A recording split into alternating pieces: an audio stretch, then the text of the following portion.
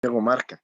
Pero, pero sobre todo también ahí agradecer a INTI porque nos da la opción de podernos contactar y conectar entre nosotros pediatras. Hoy día es Día del Pediatra Boliviano.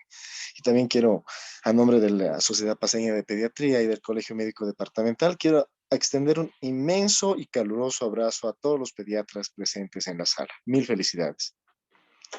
Bueno, como ya se hizo el preámbulo, bueno, vamos a continuar dentro de nuestro curso internacional de actualización y educación médica continua en pediatría, en el módulo 4 de infectología pediátrica, el abordaje de las enfermedades exantemáticas en pediatría. Y para esto tenemos, como dijo anteriormente, un panel de lujo. La expositora y las dos doctoras del panel están ahí presentes ya, las voy a presentar. En primer lugar, la doctora Silvia Eugenia Fuentes Solís, la doctora que ha realizado sus estudios en la Universidad Mayor de San Andrés, hizo la especialidad de pediatría en nuestro Hospital del Niño, doctor Ovidio Aliaguría, y la subespecialidad de infectología pediátrica en el Instituto Nacional de Pediatría en México. Es miembro titular de nuestra Sociedad Paseña de Pediatría y es pediatra infectóloga en el Hospital Materno Infantil de la Caja Nacional de Salud. También extendemos un gran saludo a la doctora Amanda Inofuentes Burgos, pediatra dermatóloga infantil, que también ha estudiado en la Universidad Mayor de San Andrés. La especialidad de pediatría la realizó en el Hospital Roberto del Río en Santiago de Chile y la subespecialidad en el Hospital Niño Jesús en Madrid, España. Trabaja actualmente en el Hospital del Niño, doctor Ovidio Aliaguría, y es miembro emérito de la Sociedad Paseña de Pediatría y de la Sociedad de Pediatría. Y por último, la doctora Patricia Alfaro Castellón, pediatra egresada del Hospital Materno Infantil, avalada por la Universidad Mayor de San Andrés, dermatóloga pediatra, eh, egresada del Hospital Infantil de México Federico Gómez y avalada por la UNAM, cirugía dermatológica pediátrica en el Hospital La Raza en México, dermatoscopía Hospital La Raza en México, docente asistencial del internado y residencia en la Caja de Salud de la Banca Privada, miembro de la Sociedad de Dermatología, de la Sociedad Paseña de Pediatría, de la Sociedad de Argentina de Dermatología, miembro de la Sociedad Latinoamericana de Dermatología Pediátrica, miembro del Colegio Ibero Latinoamericano de Dermatología y actualmente trabaja en consulta privada como dermatólogo pediatra y en la Caja de Salud de la Banca Privada como pediatra. Es asesora además de la Fundación de Inmunodeficiencia Primaria de Bolivia. Bienvenidas a nuestras tres doctoras, queridas doctoras, ya vamos a poder dar inicio a la sesión de hoy. Para empezar entonces, doctora Fuentes, buenas noches.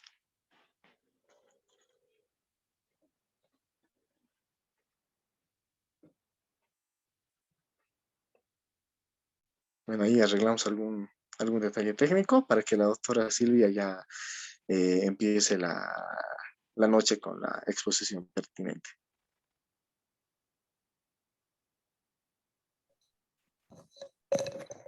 Doctora Silvia, buenas noches. Está habilitado su micrófono. Puede habilitar su micrófono y cuando guste puede compartir pantalla también.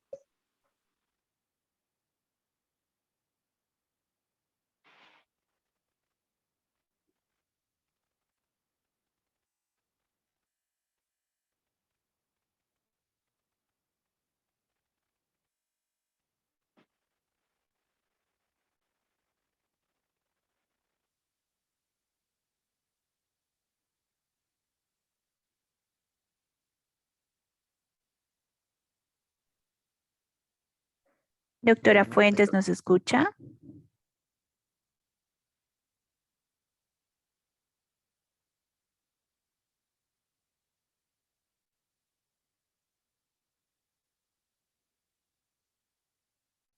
Bueno, seguramente en algún momento ya la doctora Fuentes hará uso de la palabra. La paz ahorita está un poco agitada, no, no era de esperar.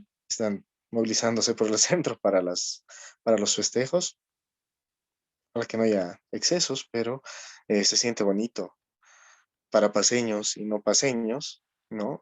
Pertenecer a toda esta convulsionada ciudad. Somos una ciudad rebelde, somos una ciudad pujante, ¿no? Y dentro de eso, pues los pediatras no podemos quedar atrás.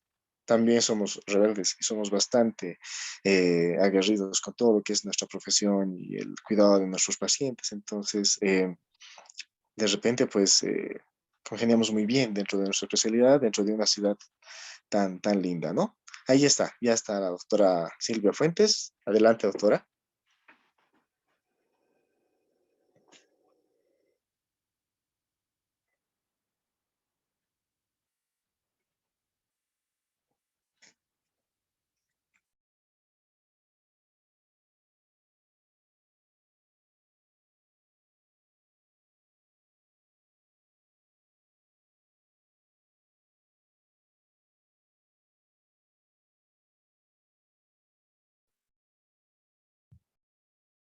Doctora Silvia, cuando guste puede habilitar su micrófono.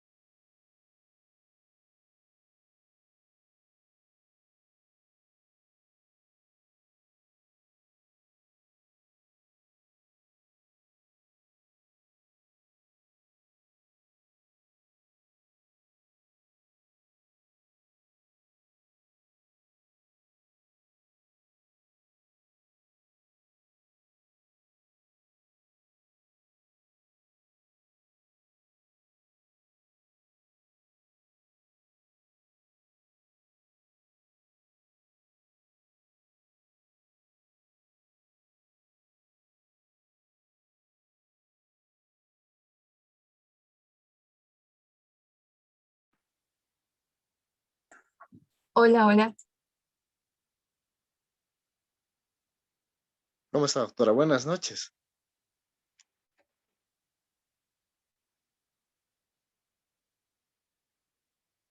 Doctora Fuente, adelante, por favor.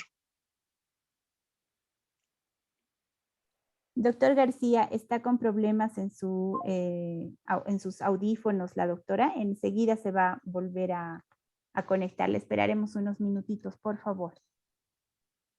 Claro que sí. Ahí saludando viendo dentro de los presentes, grandes maestros, grandes pediatras. Saludos a todos, un abrazo muy afectuoso. Un poco de paciencia, por favor.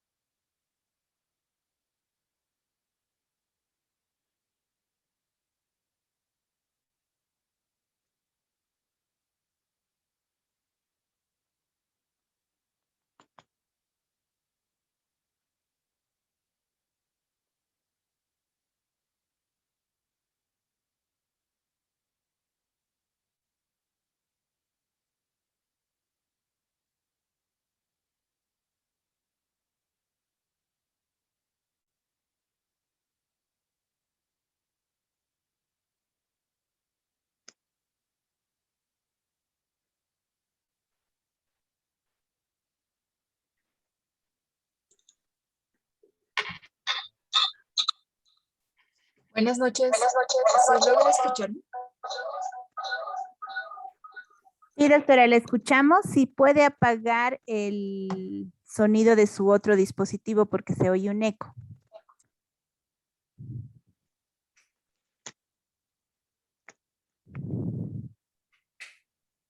Ahora, doctorita, si nos puede hablar, por favor.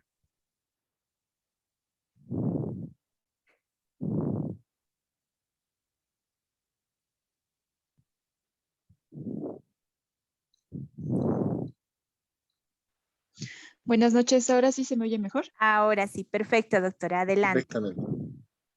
Bueno, buenas noches a todos, gracias por la espera. Pudimos observar algunos inconvenientes con el sonido. Pues gracias por la asistencia.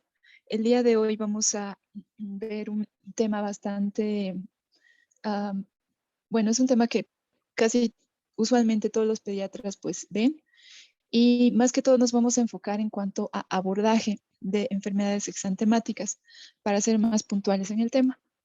Siguiente, por favor.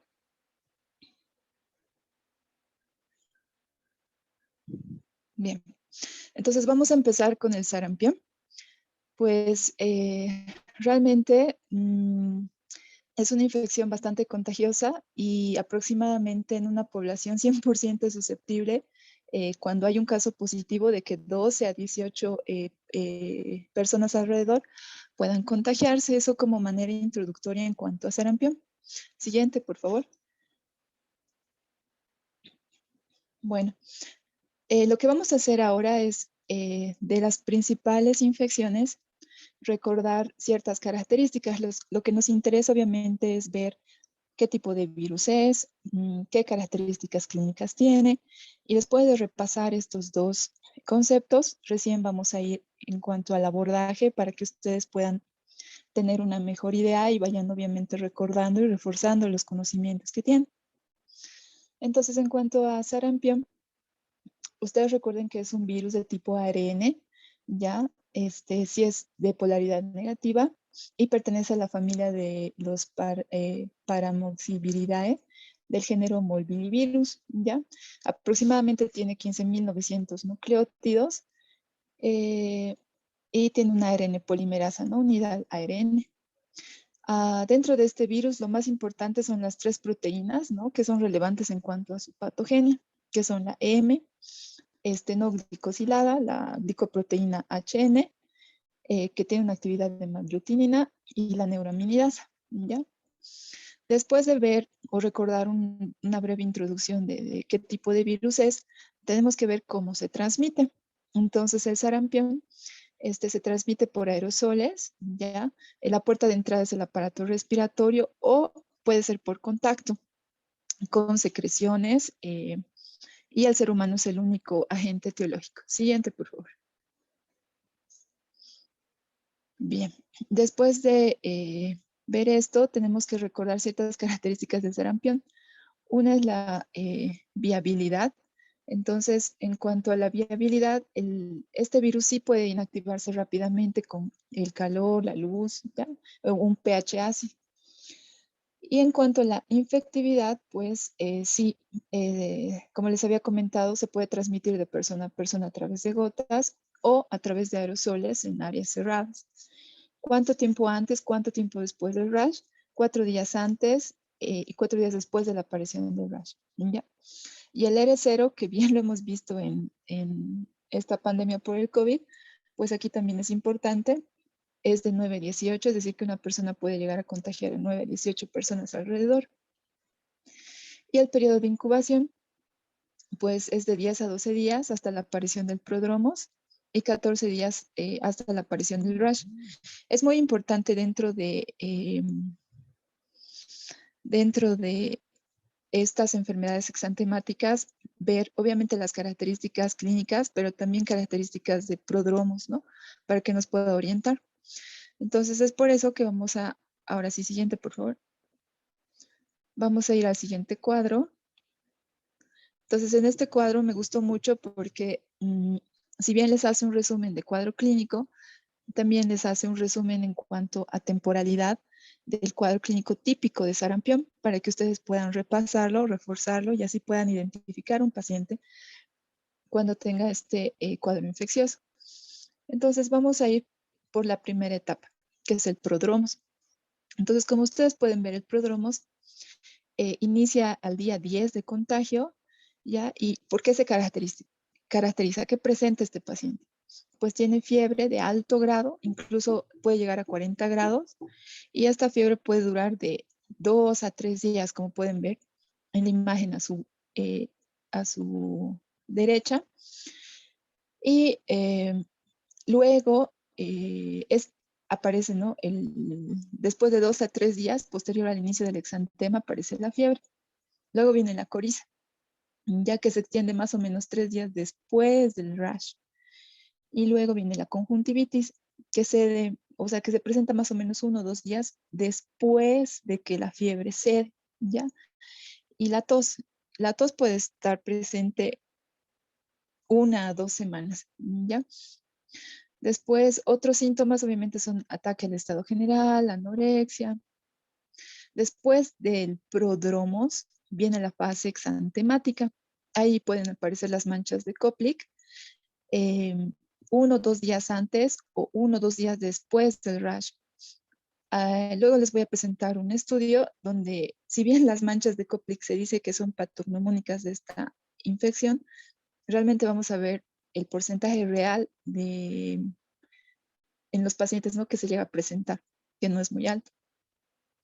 Después de esta fase exantemática, entramos a la fase, en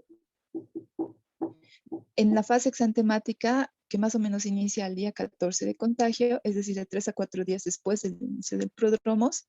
Esta dura más o menos 7 días, ¿no? Un promedio de 5 días más o menos. Y después de esta fase viene la fase de convalecencia, como pueden ver en la imagen. Y esta se caracteriza más que todo por la recuperación de la tos. Como habíamos mencionado anteriormente, puede durar 2 semanas aproximadamente. Siguiente, por favor. Bueno, entonces ya sabemos cuál es el cuadro clínico típico que presenta un paciente con sarampión. Lo que quiero que vean en esta tabla es un estudio que se realizó en Indonesia, ¿ya? Y el objetivo era evaluar la utilidad diagnóstica de cada signo y síntoma que presentaba el paciente con sarampión. Dentro de este estudio tenemos pacientes cuyas edades oscilan de 6 meses a 12 años y sus características o los criterios de exclusión fueron que no presentaran vacunas en los últimos 6 meses, que no hubiesen recibido esteroides 2 semanas previas o que tuviesen algún grado de inmunocompromiso para que obviamente su universo sea bastante cuánime. Y todos los pacientes que ingresaron en este estudio tenían IgM positivo. Entonces, lo que quiero que vean en esta tabla, para empezar, está separada por 2 grupos etarios, los menores de 1 año y los mayores de 1 año. El universo de los menores de 1 año es 19 y el universo de los mayores de 1 año es 63. Pero tenemos que concentrarnos en los principales 4 signos, síntomas que presentan estos pacientes. Entonces, el primero siempre es la fiebre, ¿ya? Después es seguido por el rash maculopapular. Luego está seguido por la tos, ¿no? Coriza. Y al último pueden ver las manchas de Koplik, realmente con porcentajes bastante bajos, de 42 a 38%. Entonces, para que puedan considerar esto. Siguiente.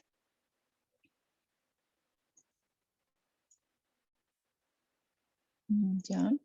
Entonces, vamos a ir desglosando uno a uno los principales signos y síntomas que presenta esta infección. Uno de ellos, pues, es el exantema. Es por eso que les puse una gráfica que pueden ver a su derecha.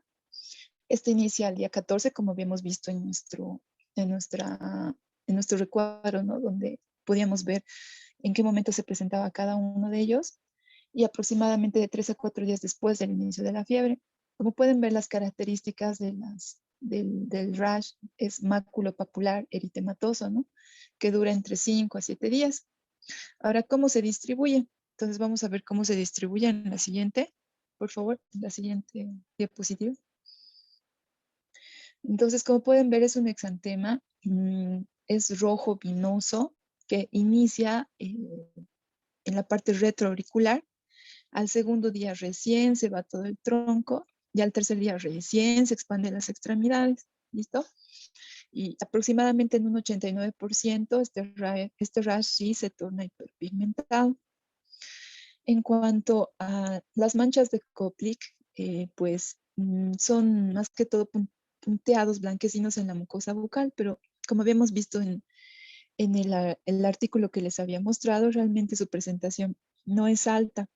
Ustedes pueden encontrar artículos que van, como hemos visto, como el que les mencioné, de 30 a 40%, u otros que llegan a describirlo hasta en un 50-80% de los casos, pero no es que esté presente en la mayoría de ellos.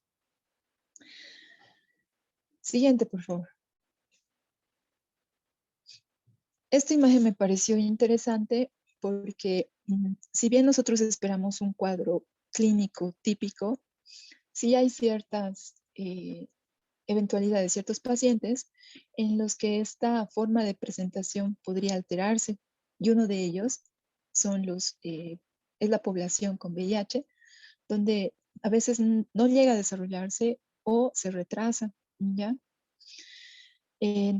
Y esto es debido a que el rash, ¿no es cierto?, es secundario a un infiltrado linfocitario perivascular. Entonces, los pacientes con algún tipo de inmunodeficiencia celular, como en este caso los de VIH, a veces no llegan a desarrollar o el rash llega a presentarse de forma tardía.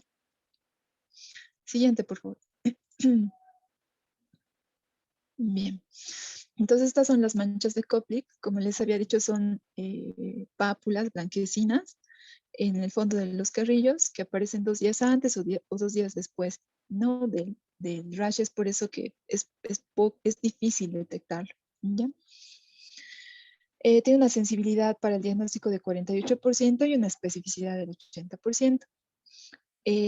Lo que quiero aclarar acá también para todos los que están oyendo la charla es que no solamente se presenta en sarampión, también puede presentarse en otro tipo de infecciones como rubiola, herpes virus 7, adenovirus o infecciones por rinovirus. Siguiente, por favor. En cuanto a otro tipo de manifestaciones que se presenten en sarampión, pues tenemos la laringotraqueitis que se presenta aproximadamente en un 9 a 32% de los pacientes hospitalizados. Obviamente viene acompañado de anorexia y la diarrea sí puede presentarse en aproximadamente 8 a 30% de los pacientes igual hospitalizados. Y sin duda presenta igual, ¿no?, la linfadenopatía generalizada. Siguiente, por favor. Todos estamos acostumbrados a ver una presentación típica de sarampión, pero hay otro tipo de presentaciones, como ser el atípico, el modificado y el hemorrágico. Y son estos cuadros los que quiero presentarles ahora. Siguiente. Entonces vamos a empezar con el sarampión atípico. Es raro, sí, y en realidad la fisiopatología es desconocida.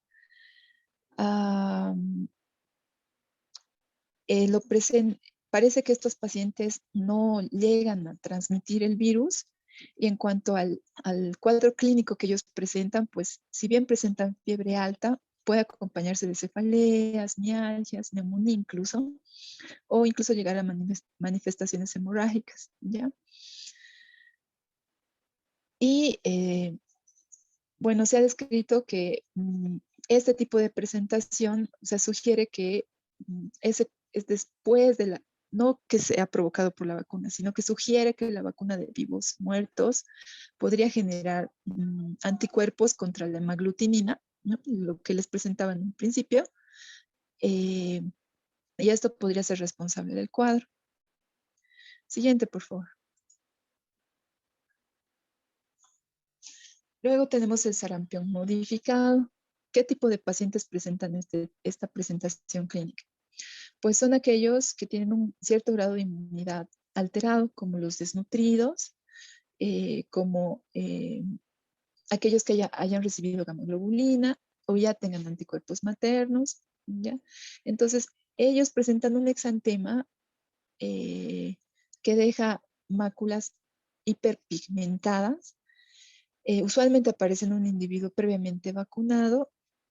¿Se acuerdan del prodromos en el cuadro clínico? Acá es mucho más leve, la duración es mucho menor, por tanto el exantema es menos notable, incluso pueden no aparecer las manchas de Koplik, haciendo bastante difícil su diagnóstico, ¿no? Muy bien, siguiente por favor.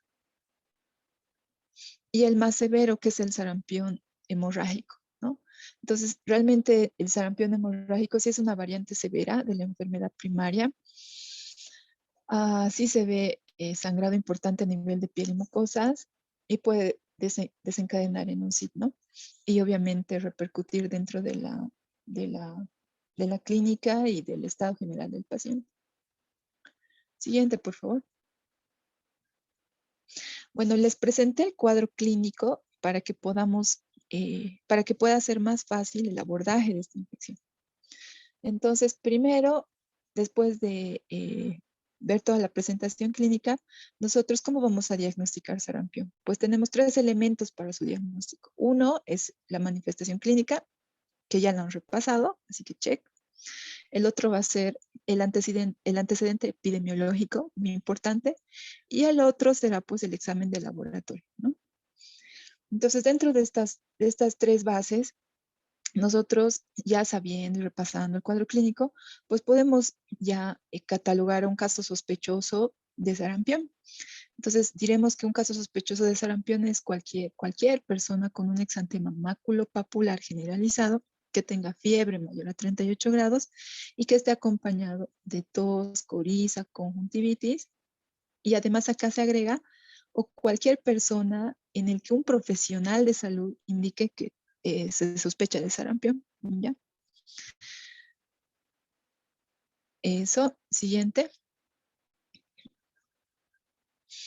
Siguiendo todavía dentro del qué nos aportan las manifestaciones clínicas para el diagnóstico, en este estudio lo que ellos hicieron es pues agarrar todos los signos y síntomas.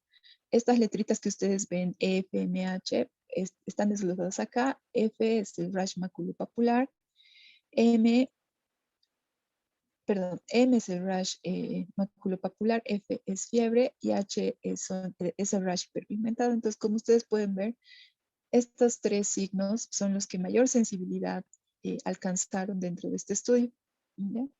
Para que igual puedan asociarlo con el otro estudio que les mencionaba de porcentajes de signos y síntomas descritos y puedan obviamente reforzar su diagnóstico considerando ciertos signos y síntomas de esta infección. Siguiente, por favor. Siguiente, por favor. Después de ver lo del cuadro clínico, entramos al diagnóstico por laboratorio. Dentro de la confirmación diagnóstica para sarampión se dispone de las pruebas serológicas. Y ahí tenemos las mediciones de IgM y las mediciones de IgG, que son específicas, ¿ya? Dentro de esta detección de anticuerpos de IgM, esta tiene una sensibilidad de 83 a 89% y una especificidad de 95 a 99%, ¿ya? Y cuando aparece después de iniciado el rash, aproximadamente en las primeras 72 horas, el 25% de las personas no los tienen, ¿ya? Como dato para ustedes. Y después del 4.º día de iniciado el rash, pues sí, casi el 100% ya las presenta. Su pico máximo de producción es de la primera a la 3.ª semana y los niveles indetectables son después de la 4.ª, 8.ª semana, ¿ya? En cuanto a los títulos de IgM, como les había dicho, ¿no? Se detectan después del 4.º día del exantema y pueden llegar igual a estar positivos entre 30 a 60 días después de la infección, ¿ya? En cuanto a la elevación de la IgG, lo que nos importa de la IgG acá, que también nos puede ayudar para un diagnóstico de una enfermedad aguda, se tiene que considerar lo siguiente.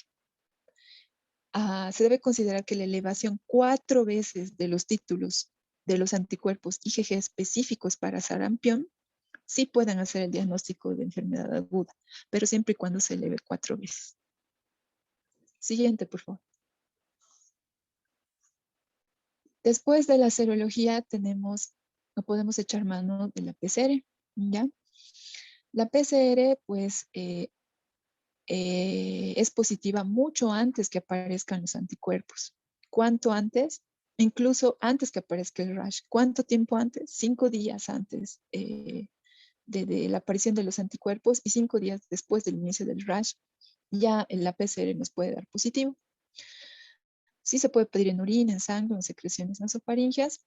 Ahí les puse la sensibilidad de cada prueba. En este caso, la PCR tiene una sensibilidad diagnóstica de 94% y una especificidad del 99%. ¿En qué más nos ayuda la PCR?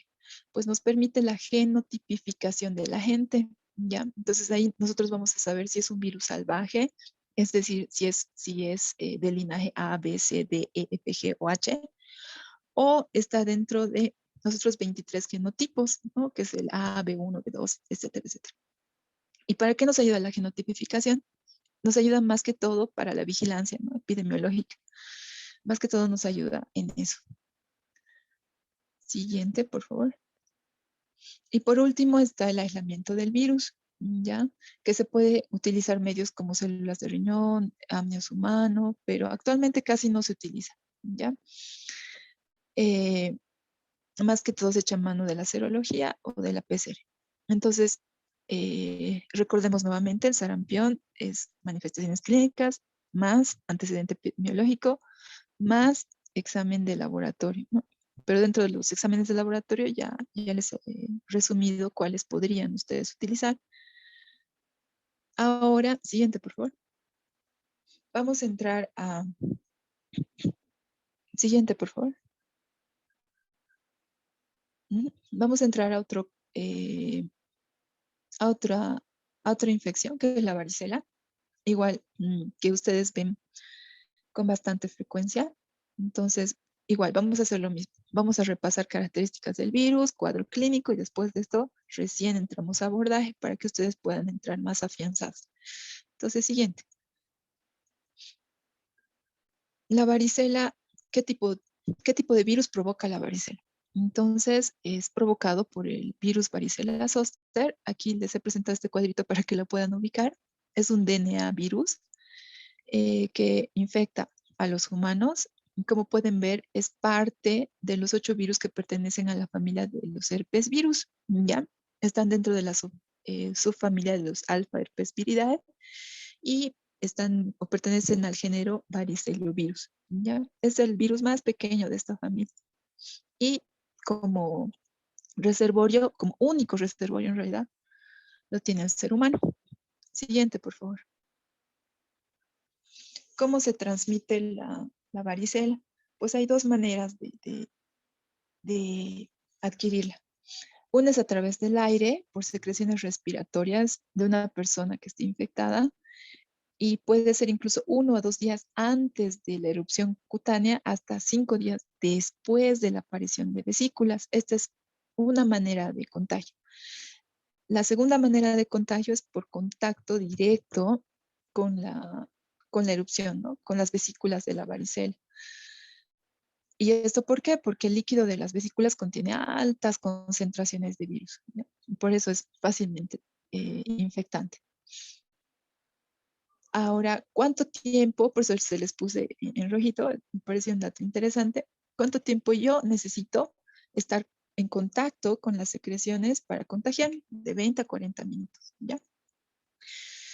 Y dado que muchos niños ya han vuelto igual al colegio y demás, ahí les puse la tasa de ataque diferenciada. Una en el hogar, que es del 90%, y otra de 13 a 30% en la escuela. Siguiente, por favor. Para que puedan entender la fase de prodromos y luego el cuadro clínico, les hice este resumen, donde podemos ver qué pasa desde el día 0 qué pasa en el periodo de incubación antes del cuadro clínico. Entonces, este es el resumen del periodo de incubación desde el día 0.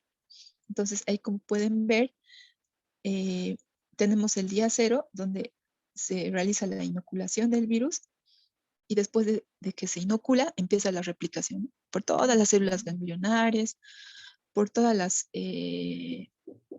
por todas las células ganglionares regionales y de nasofaringe, bueno, amígdalas. ¿Qué pasa al día 3 y 4? Ya empiezan a infectar a las células T, ¿ya? Y del día 4 a 6 será la viremia primaria, donde van a empezar a replicarse en hígado, en vaso, ¿no? En ganglios. Luego se presenta la viremia secundaria, del día 10 al 21, ¿ya? Y ahí la infección se disemina a piel y ahí aparece el exantema, ¿ya? Por eso se dice que el periodo de incubación en mucosas va de 0 a 21 días. Esto hay que hacer una diferenciación acá en un paciente inmunocomprometido y en un paciente que no es inmunocomprometido. En los pacientes que sí son inmunocomprometidos puede darse de 7 a 10 días, incluso hasta 28 días, ¿ya? Después de hacerles este resumen del periodo de incubación, siguiente por favor, en la siguiente diapositiva lo que vamos a ver es el cuadro clínico. Entonces, después de que ustedes vieron la viremia primaria, la secundaria, en la siguiente diapositiva, por favor. Aquí vamos a ver el cuadro clínico, ¿ya? Entonces, el periodo de incubación, check, ya lo vimos, ¿no? Ya lo repasamos. Entonces, ahora nos vamos a ir a enfocar al cuadro de arriba, donde dice ya síntomas, ¿no? Y empezamos con la fiebre. La fiebre bien puede ser igual de alto grado, puede llegar incluso a 40 grados, pero acá en esta fase los síntomas son más inespecíficos, ¿ya? Y pueden persistir de un día a 3 días después de que aparecen ya las lesiones, ¿ya? Ahora nos vamos a ir al cuadro de abajo, donde dice lesiones cutáneas. Estas lesiones de la varicela, al contrario de sarampión, tienen una distribución central, ya se concentran en tronco, luego van a cuero cabelludo, a la cara. En una etapa temprana sí son pruriginosas. Y como ustedes pueden recordar, se las describen como gotas de rocío sobre un pétalo de rosa, ¿no? Y estas vesículas aproximadamente en 24 horas se llegan a opacar y se rodean, ¿no?, de una aureola rosada y se tornan umbilicadas, ¿ya? Y el tiempo que pasa de pápula a costra aproximadamente es de 8 a 12 horas. ¿Hasta cuántas ampollas puede llegar a presentar una persona? Hasta 500, de 250 a 500 ampollas. Y pueden durar de 5 a 7 días. ¿Ya? La mayoría de las lesiones son pequeñitas, tienen un diámetro de 5 a 10 milímetros, ¿ya? Y acá también se han descrito las manchas de Forsheimer, que es un enantema que está localizado en el velo del paladar. Y después nos vamos a ir a enfocar al cuadro de arriba, donde dice hipopigmentación. Aquí ya se empiezan a formar las costras aproximadamente el día 6 de inicio de la enfermedad. Estas no dejan cicatriz. Si lo llegan a hacer, pueden hacerlo en un 20%, en abdomen un 60%, en cara un 40%, espalda 30% y tórax 25%. ¿Ya? Y en la siguiente imagen, siguiente diapositiva, por favor, es donde les presento, ¿no? Las vesículas, ya las costras de la varicela. Entonces, después de haber repasado el cuadro clínico, siguiente, por favor. Siguiente, por favor. Aquí les hice un resumen de todos los métodos diagnósticos que tenemos para varicela. Pero antes de echar mano de cualquier método diagnóstico, recordemos que el diagnóstico es clínico. ¿Por qué? Porque el exantema es característico. A esto se debe sumar nuevamente el antecedente epidemiológico de pues, una exposición reciente con cualquier otro paciente, familiar, conocido con esta infección, a menos que el paciente sea inmunodeprimido. Y después se puede echar mano recién del laboratorio, pero el laboratorio usualmente se utiliza en esta infección cuando la presentación es atípica o cuando el paciente sí tiene, como les decía, es inmunodeprimido y obviamente pues realmente va a ser difícil el diagnóstico. Dentro de los métodos diagnósticos me voy a enfocar en dos. El primero es la PCR, ¿ya? Actualmente la PCR para varicela sí se considera el método más sensible y específico. Incluso podemos mandar de lesiones de piel, de fluidos corporales, de líquido cefalorraquídeo, ¿ya? Después voy a hablar del test de sangre.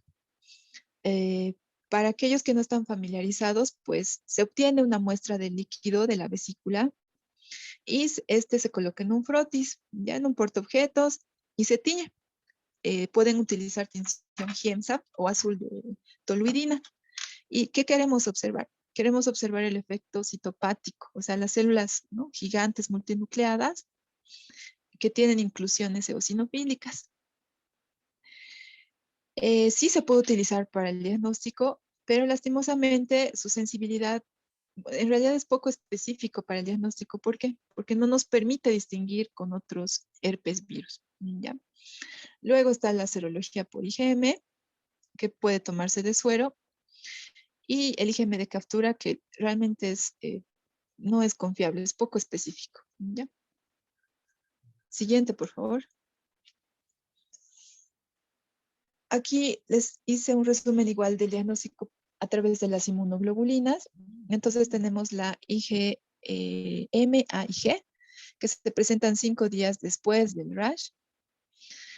Lo que nos interesa acá es la IgM, que puede aparecer 10 días antes y 20 días después del exantema, y puede desaparecer en 120 días.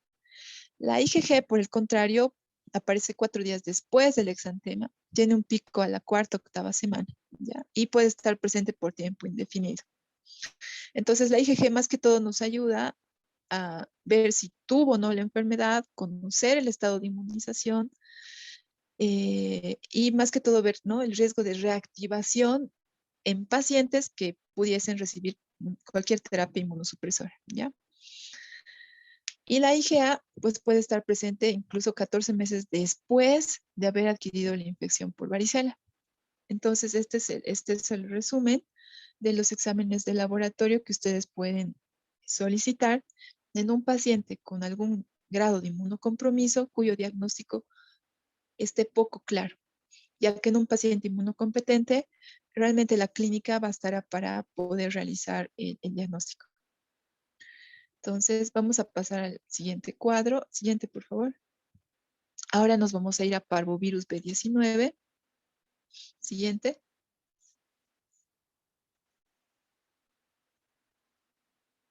Entonces, este virus fue descubierto en 1981. Fue interesante porque encontraron el antígeno B19 en suero de pacientes con anemia de células falciformes, ¿ya? Y en 1985 se inoculó de forma experimental el virus en personas sanas. Y es por eso que ahí se demostró que es un agente etiológico, ¿no?, del eritemia infeccioso. Y ahí se denominó quinta enfermedad. Este virus pues pertenece a la familia de los Parvoviridae. Es un virus DNA monocatenario, ¿ya? Entonces, para que ustedes puedan igual familiarizarse. Siguiente, por favor. ¿Cuál es el periodo de incubación del parvovirus B19? Pues oscila entre 6 a 18 días. Y la enfermedad en realidad tarda en manifestarse de 1 a 2 semanas.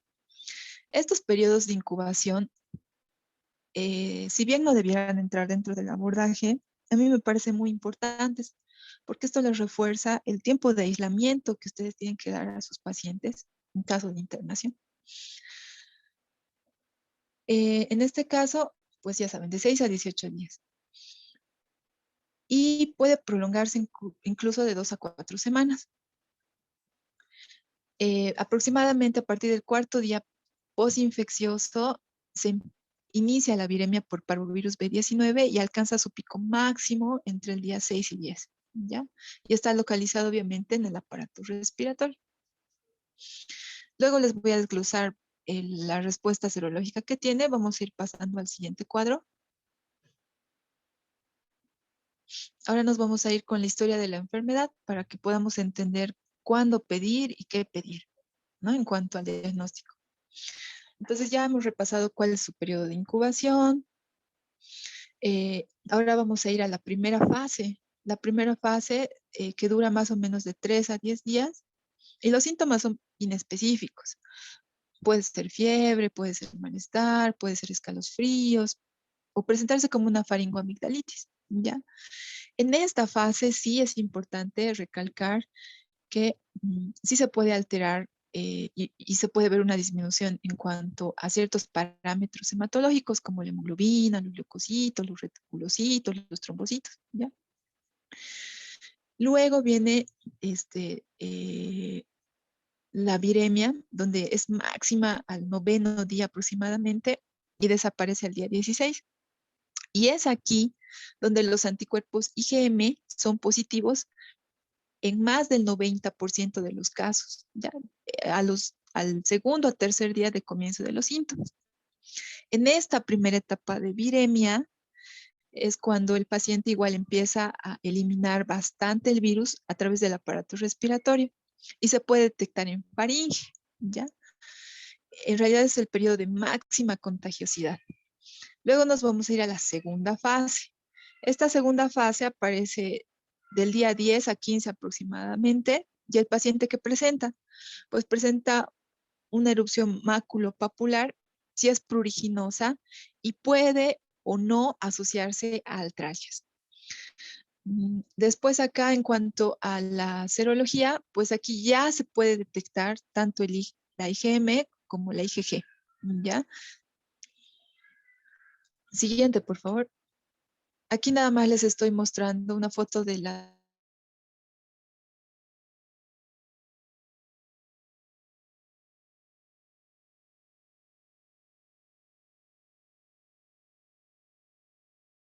características de, perdón, respeta la región astogeniana y se ve como en alas de mariposa o como algunos lo conocen, el signo de la cachetada. Después de eso, ¿cuál es la distribución? Entonces la distribución la vamos a ver en el siguiente cuadro. Siguiente, por favor. Entonces, la distribución es cefalocaudal, tiene un aspecto reticular, va a afectar a tronco, a extremidades, y ya, como ven en la foto. Siguiente, por favor.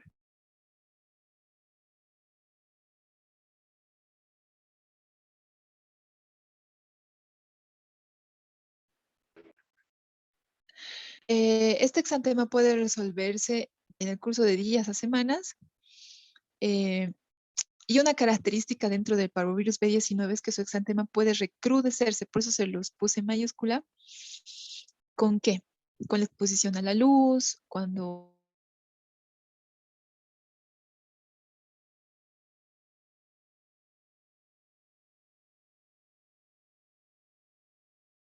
el paciente se somete a altas temperaturas, perdón, o es sometido a estrés o ejercicio. Siguiente, por favor. En cuanto a las artralgias, aproximadamente 10% en el área pediátrica los presenta, es muy baja su presentación. Usualmente tiene mayor predominancia en mujeres, suele ser simétrico y suele afectar más a las rodillas, pero también se ha descrito en manos, pies y muñecas. Siguiente, por favor. Bien. Siguiente. Después de conocer el cuadro clínico, ahora sí vamos a poder entrar en cuanto a métodos diagnósticos. Entonces, la manera de diagnosticar parvovirus B19 obviamente es la manifestación clínica y a través del laboratorio. ¿Qué tipo de muestras yo puedo emplear para su diagnóstico? Suero, plasma. ¿Y qué voy a pedir? Puedo echar mano de la serología.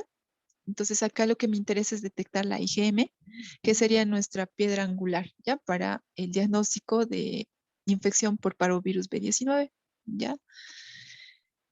Y aproximadamente en un 90% de los casos la IgM va a estar presente en una fase aguda. Ya habíamos dicho que puede estar presente a partir del tercer día de aparición de los síntomas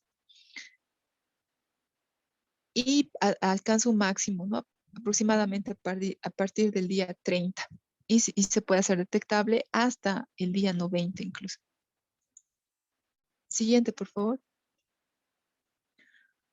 Otro método de diagnóstico es la PCR, que sin duda es muy sensible, ya que lo que hace es detectar el ADN del virus, ¿ya?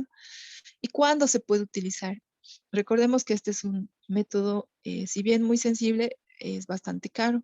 Entonces, nosotros lo podemos utilizar cuando la determinación de IgM es dudoso en un paciente inmunocomprometido o cuando las muestras de sangre para determinar, ¿no?, la presencia de este virus se está realizando en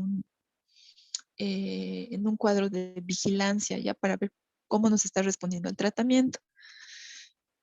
Un dato interesante es que aproximadamente sí ha llegado a detectar a pacientes asintomáticos en el banco de sangre hasta en un 70%, versus la IgM, que se quedó cortita en un 17, no, en un 32, perdón, por ciento, ¿ya? Entonces, igual ya saben qué métodos diagnósticos pueden utilizar ustedes para el diagnóstico de parvovirus B19. Obviamente recordando la clínica. Siguiente, por favor. Luego entramos a enterovirus. Siguiente. Bueno, los enterovirus sí son importantes. En realidad patógenos para el hombre. Pertenecen a la familia de los Picornaviridae. Y nosotros vamos a hacer énfasis en los Coxsackie, ya A y B. Siguiente, por favor. Dentro de este virus, del Coxsackie, pues este provoca la enfermedad mano-pie-boca, ¿ya?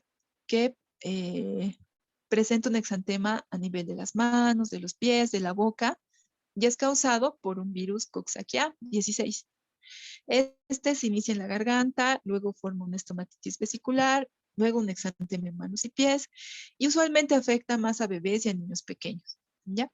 Fue descrito en 1957 en Toronto, justo cuando hubo una epidemia de estomatitis vesicular y de pacientes que tenían exantemas en manos y pies. Y ahí se aisló el virus Coxsackie 16. Esta es una enfermedad muy contagiosa, pero es benigna. Tiene un periodo de incubación bien cortito, entre 3 a 7 días, y remite de forma espontánea. Puede remitir en 1 a 2 semanas aproximadamente. Siguiente, por favor. Entonces, acá lo que les estoy presentando más que todo es en qué paciente se presenta. Puede presentarse en niños de 2 a 7 años. Usualmente se presenta más en verano y en otoño. El periodo de incubación pues, puede ir de 4 a 6 días. Sí se puede presentar con fiebre en un 50% de los casos, o anorexia, astenia, faringitis. Y el contagio siempre es vía oral u oral fecal. Siguiente, por favor. Aquí lo que quiero que vean son las lesiones, ¿no? Las lesiones son vesiculosas, son pequeñas y están presentes en la mucosa bucal. Usualmente en el paladar, o en la úvula, o en los pilares anteriores, ¿ya? Son pequeñitas de 4 a 6 milímetros y en un 90% de los casos, esta está presente. Pueden evolucionar a máculas y de máculas a pápulas y luego a vesículas, ¿listo? Que el diámetro puede variar de 2 a 15 milímetros y se ubica más que todo en las zonas laterales y dorsales de las manos, de los pies, del dorso de los dedos, de los talones. ¿En qué porcentaje? Hasta en un 75% de los casos. Siguiente, por favor. No es frecuente en los niños de mayor edad, pero sí se ha descrito que esta erupción puede estar presente en cara, brazos y nalgas, ¿ya?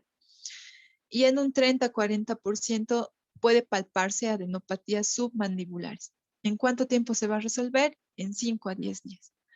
Entonces, esta infección igual es por las características de las lesiones que presenta. Siguiente, por favor. Si bien ya no vemos casos de rubiola, me pareció interesante igual que podamos repasarlo con ustedes. Entonces, vamos a nuevamente ver las características del virus. Siguiente, por favor. Entonces, es el único miembro de la familia Togaviridae del género Rubivirus. Es un tipo de virus RNA. ¿Ya? Siguiente.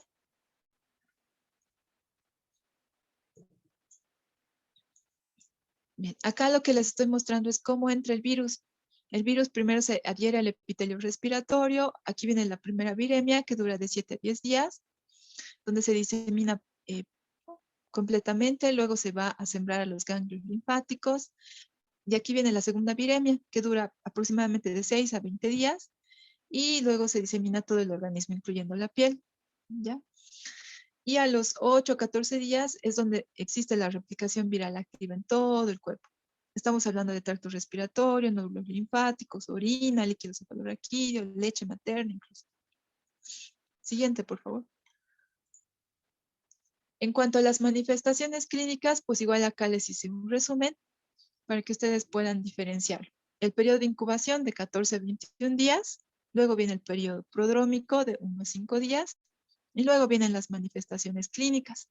El periodo prodrómico va a estar caracterizado por fiebre, dolor ocular, disfagia, altralgias, cefalea, anorexia. Y las manifestaciones clínicas, pues obviamente igual va a tener un exantema, va a tener adenopatías retroauriculares suboccipitales y la fiebre, a diferencia de las otras infecciones, va a ser de bajo grado.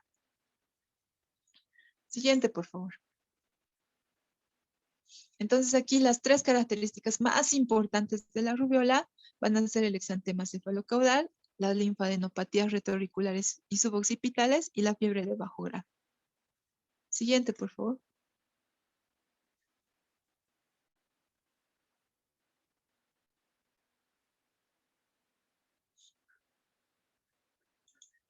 Aquí tenemos el enantema, ¿no? Donde ustedes pueden ver que son petequias en paladar blando, que son las manchas de Forchheimer.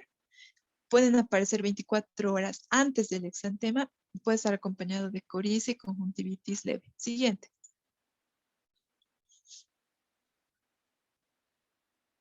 Siguiente. Esto es lo que les estaba diciendo, que son las características de la rubiola, que son el exantema cefalocaudal, la fiebre de bajo grado y la linfadenopatías retroauriculares y suboccipitales. Bueno, después de haber repasado el cuadro clínico de la rubiola, ahora sí vamos a ver qué métodos diagnósticos nos pueden ayudar para su sospecha diagnóstica y luego obviamente su corroboración. Entonces, dentro de ellos está la biometría hemática, donde nosotros veremos que el paciente presenta leucopenia y neutropenia relativa. Sí podemos utilizar pruebas serológicas para confirmar el diagnóstico. Podemos utilizar el JAI o el ELISA. Y lo que vamos a buscar allí es la elevación, ¿no?, de los títulos 4 o más veces incluso. Bien. Siguiente, por favor. Entonces, estos son los cuadros clínicos que he querido repasar con ustedes, presentándoles primero las características así súper puntuales del virus, luego el cuadro clínico y recién poder entrar en cuanto a los métodos diagnósticos que nosotros pudiésemos utilizar, pero siempre respaldados en cuándo se podría pedir, cuándo se presenta la elevación de los títulos en cuanto a serología, cuándo podríamos solicitar PCR. Espero que pues les haya sido de mucha ayuda y pues cualquier pregunta quedo atenta. Gracias. Muchas gracias a la doctora Silvia, realmente una exposición y una presentación bastante concreta, completa, concisa. Y bueno, esperamos en el auditorio si hay alguna pregunta para la doctora Fuentes.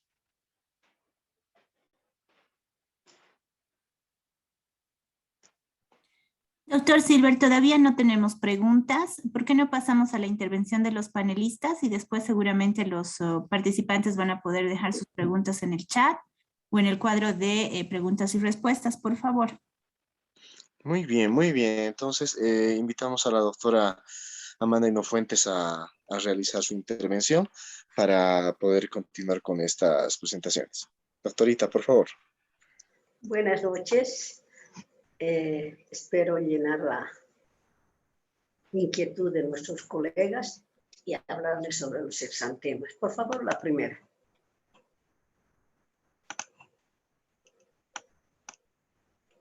Bueno, el abordaje de las enfermedades exantemáticas en pediatrías es una diversidad de presentación clínica y que plantean un reto para los médicos, hasta para los médicos más experimentados. Existe una gran variedad de exantemas. Se ha visto que existen más de 50 enfermedades acompañadas de exantemas y es importante ver qué clase de exantemas tenemos y cómo debemos llegar a ellos para hacer un diagnóstico. No es una enfermedad, es un signo que puede acoplarse a otros síntomas de una enfermedad. En unos casos es muy llamativo, en otros casos es muy solapado. La primera, por favor. Haremos los exantemas son alteraciones vasomotoras que dan lugar a una erupción cutánea desencadenada por las sustancias mediadoras de la inflamación. Esta sustancia es la próxima. Nosotros si vemos, ya desde antes ya han empezado, según la aparición de los exantemas, esto en la prehistoria ha empezado a poner nombres, la primera, sarampión, la escarlatina, la rubiola, la enfermedad de Pilatov, que esa la desecharon, llegamos directamente al eritema infeccioso, a la ruseola. La próxima. Es importante comprender la fisiopatología de los exantemas. Los exantemas pueden presentarse por una diseminación hematógena del agente infeccioso. Estos mediante viremia bacteriana u otras causas que llegan a producir una infección secundaria a nivel de la piel. Esta se queda en las capas de la piel o bien puede hacer una reacción antígeno-anticuerpo entre el agente invasor y las células de defensa de la piel. Ahí tenemos ejemplos, sarampión, varicela, rubiola, eritema infeccioso. La próxima. Tenemos los ejemplos viendo de nuestros pacientes. Vemos un sarampión, una varicela con sus lesiones vesiculares de diferentes vesicopapulares costrosas en cielo estrellado, una rubiola característica con lesiones más rosadas, vean ustedes sus adenopatías, el exantema súbito o enfermedad del sopapo, que también nosotros encontramos a nivel de las extremidades inferiores, lesiones eritematosas con lesiones blanquecines que asemejan un encaje, característica de un exantema. Son enfermedades banales, virales, que pasan solas. La próxima. Luego tenemos una diseminación por las toxinas específicas de los gérmenes infecciosos. Entre ellos podemos considerar la escarlatina y el síndrome estafilocócico, que ahí vemos sus características. Son lesiones micropapulosas eritematosas. Sus características es una conjuntivitis bien eritematosa y una lengua que llamamos nosotros lengua de frutilla porque está micropapular y muy roja.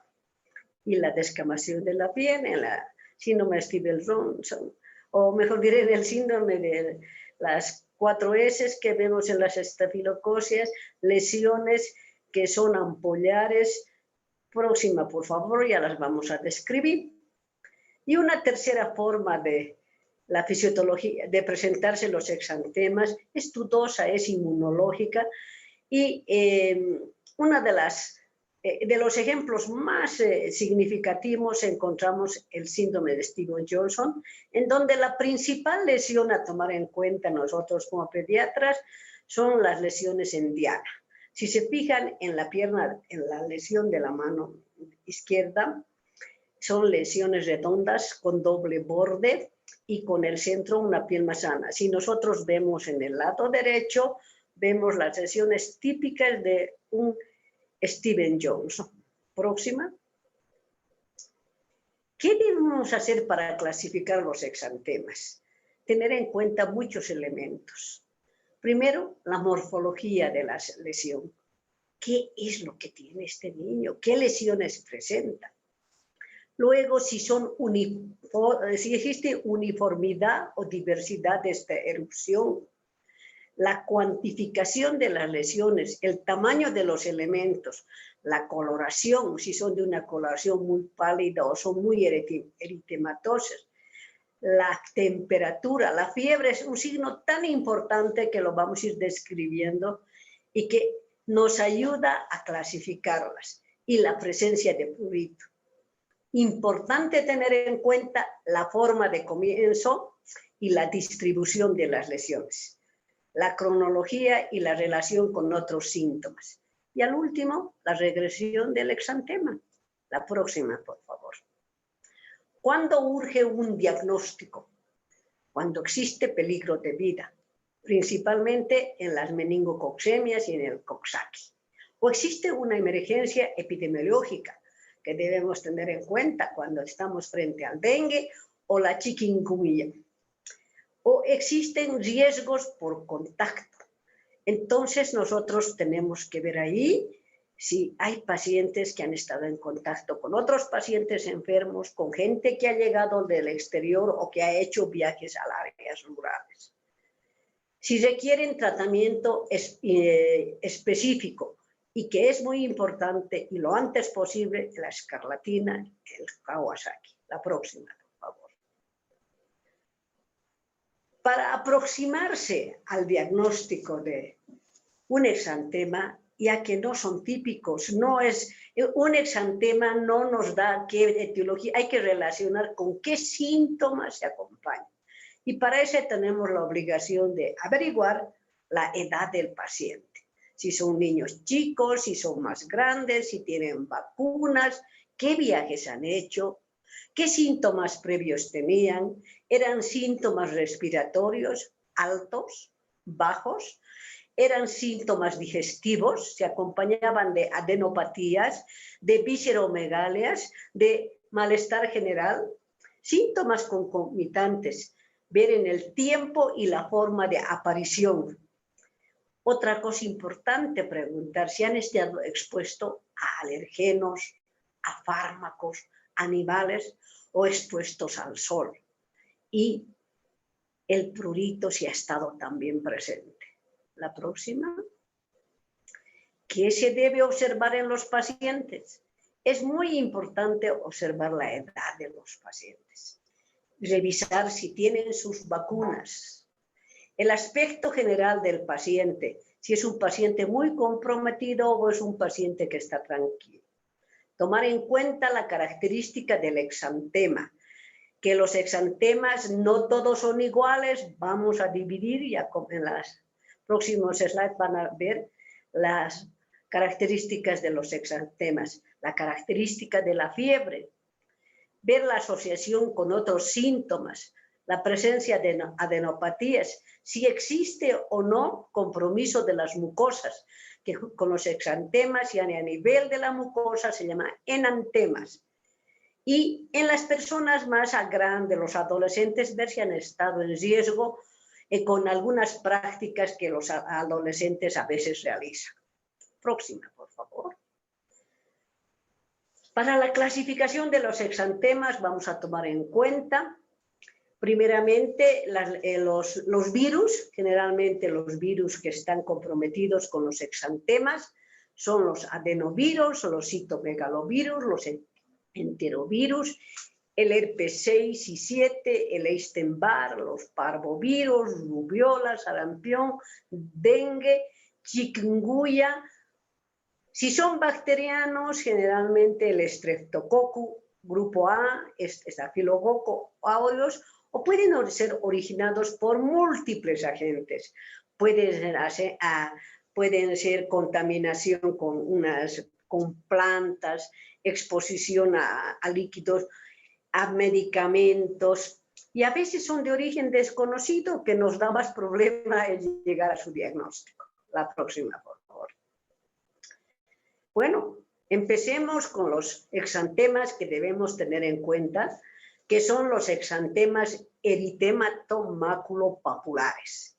Estos eritemas maculopapulares son rojos, pueden ser muy pálidos o tener un rojo muy intenso.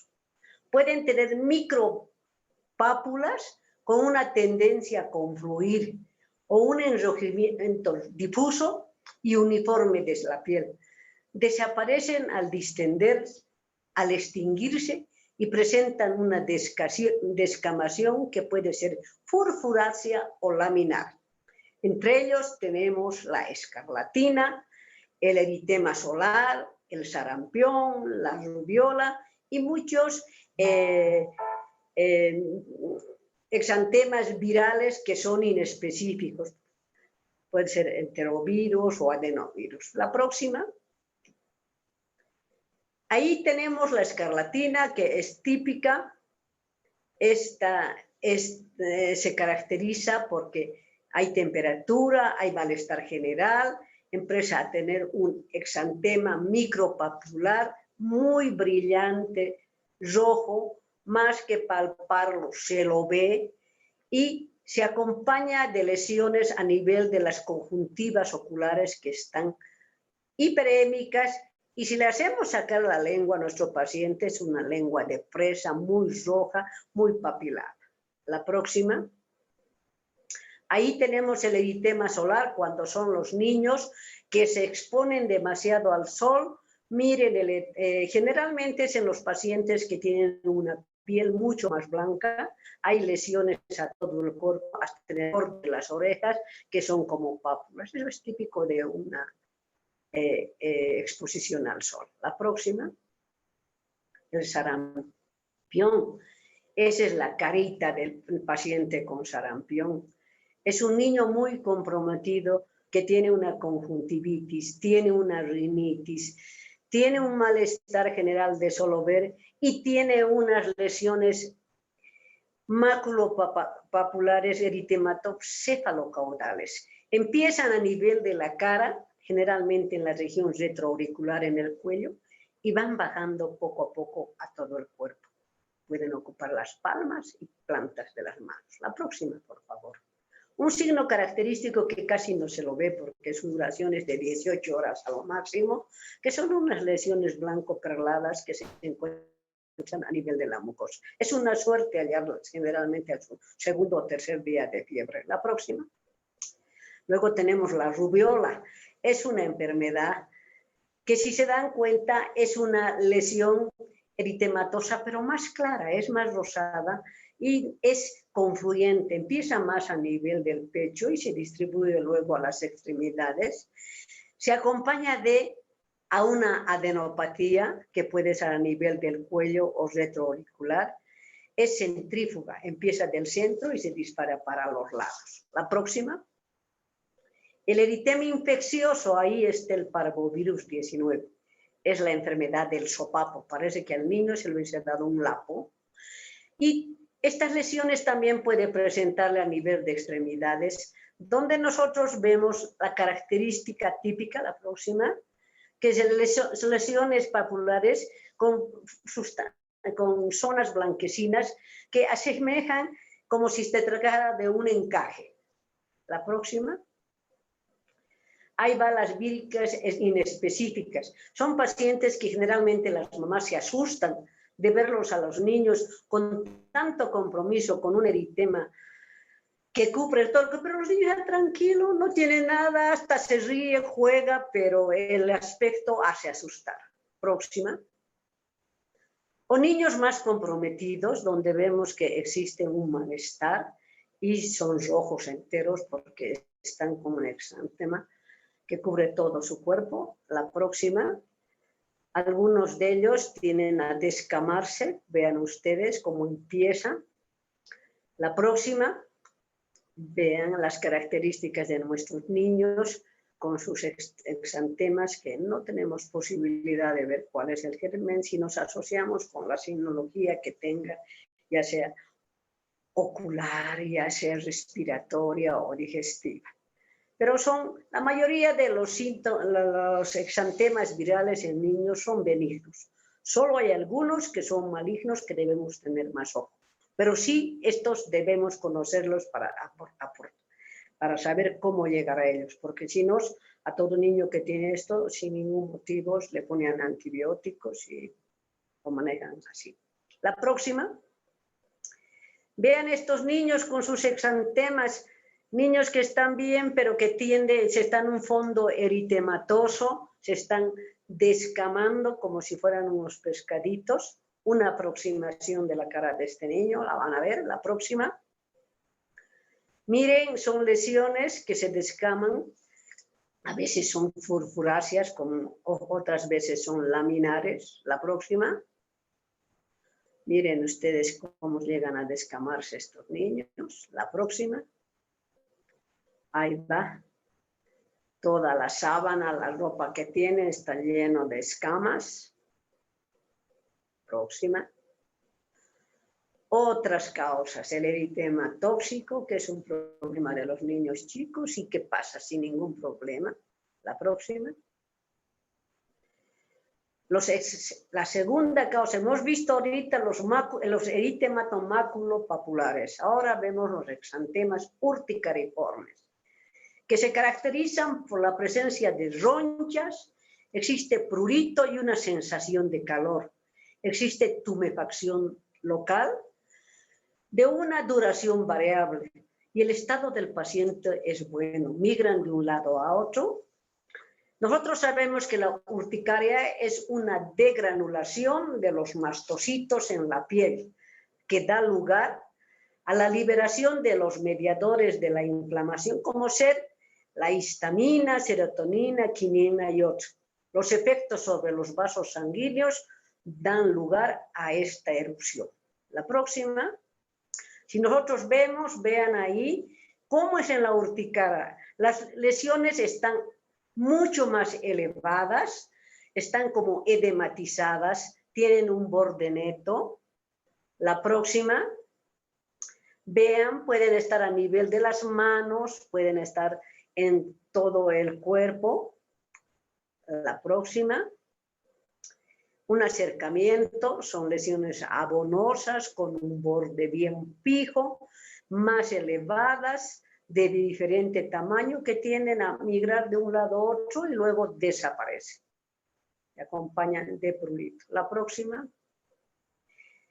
Tenemos luego los exantemas nodulares, que son elementos más elevados, están circunscritos, son duros al tacto y son de un color rojo vinoso, que nosotros podemos ver en nuestros niños, principalmente como un eritema nodoso o como una picadura de insectos. La próxima. Ahí va un eritema nodoso, fíjense, generalmente en la parte anterior de la pierna. Puede ser uno o pueden ser varios. La próxima.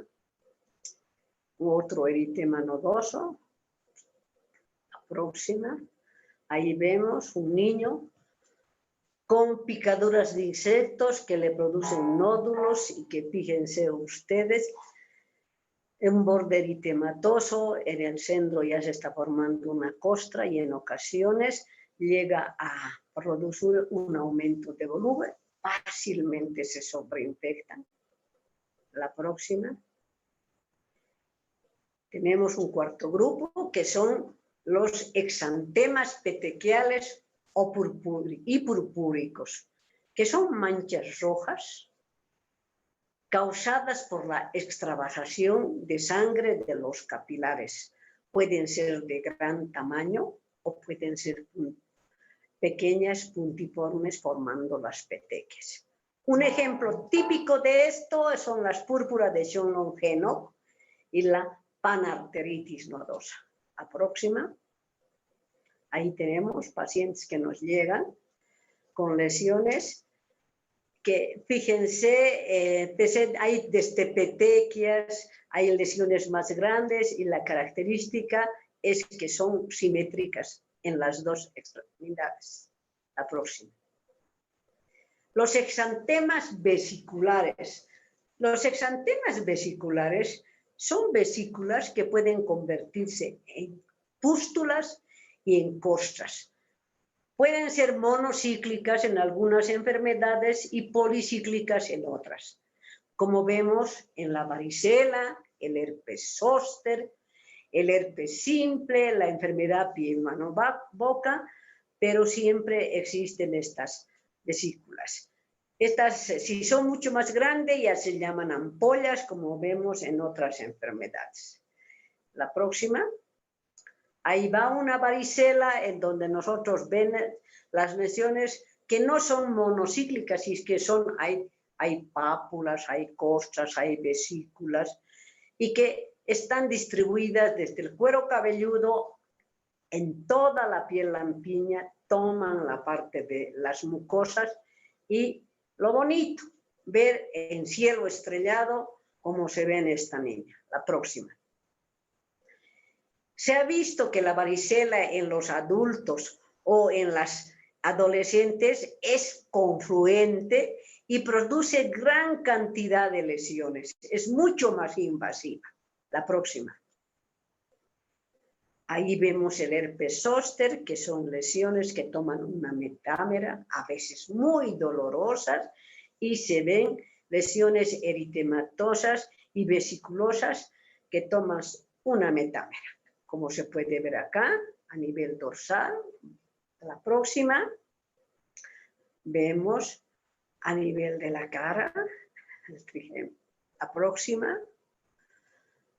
Luego vemos un herpes simple, que es muy frecuente. Son niños que tienen herpes a nivel de la boca. Fíjense, o lesiones que van yendo un poco más arriba hasta la región de los ojitos. Todos estos pacientes que les estoy mostrando son los nuestros, son los vistos en el tiempo que vemos pacientes. La próxima.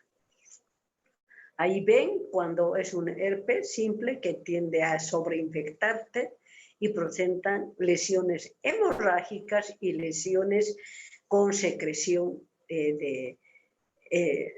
puede ser de pus o blanquecinas, que impiden en ocasiones que las personas abran la boca y puedan alimentarse bien. Son contagiosas y pueden invadir otros lugares. La próxima. Ahí vamos un herpes simple neonatal. Miren este paciente que nos llegó.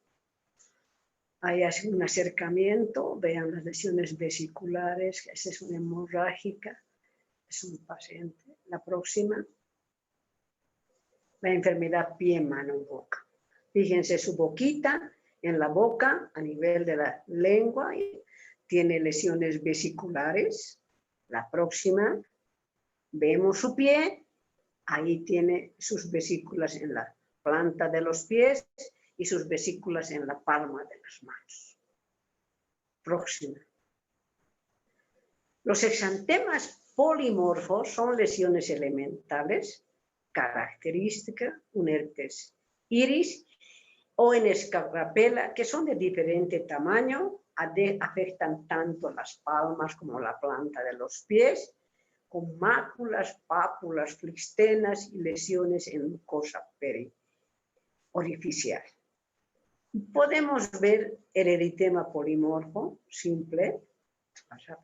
Pasamos. Ahí se ve que son lesiones de varias formas que no toman las mucosas. La próxima.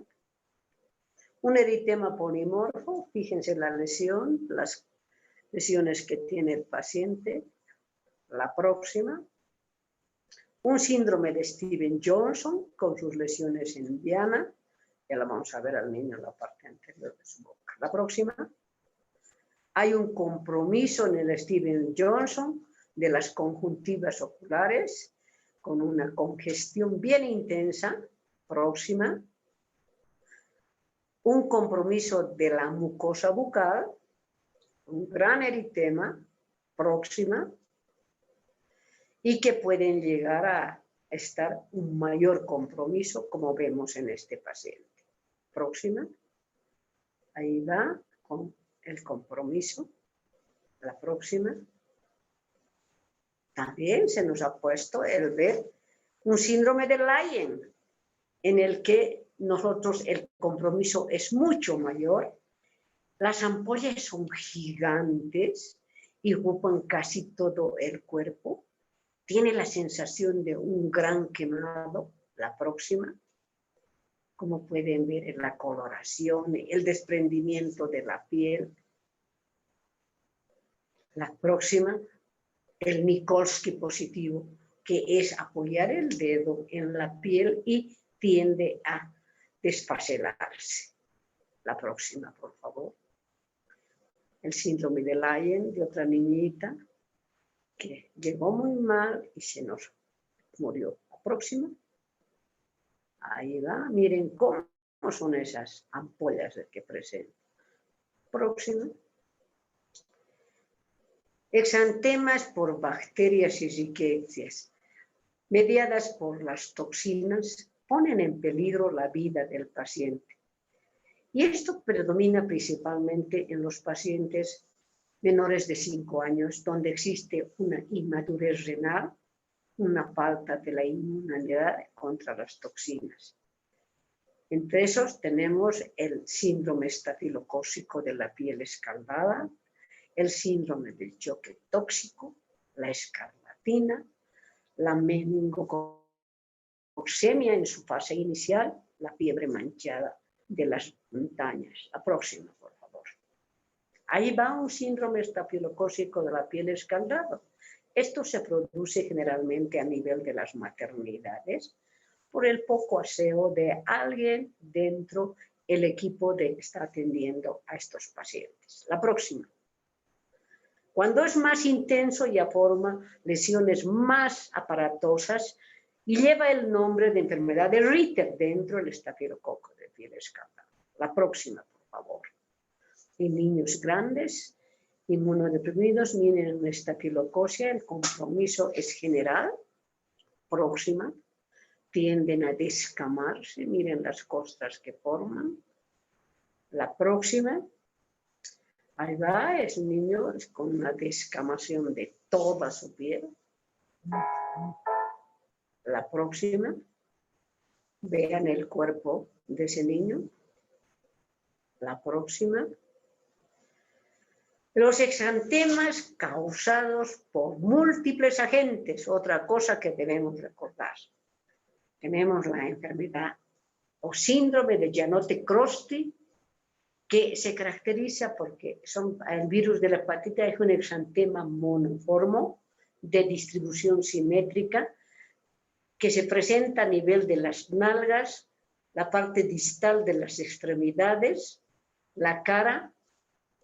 Hay fiebre, hay linfadenopatías en la región inguinal y crural y una hepatoesplenomegalia.